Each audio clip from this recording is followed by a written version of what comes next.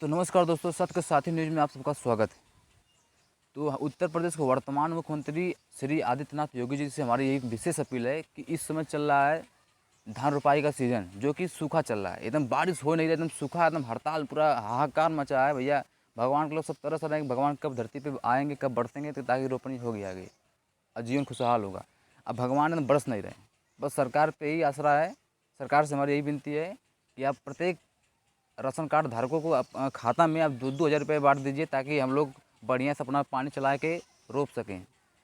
इतना ट्यूबवेल वाले 200 रुपये घंटा ले रहे हैं, 200-300, उनका भी भाव बढ़ गया है, 300-300 रुपये घंटा ले रहे हैं। और डीजल पेट्रोल कितना महंगा आपको पता ही है। तो ये आपसे यही विशेष अपील है कि आप 2-2 हज़ार रुपये बांट दीजिए,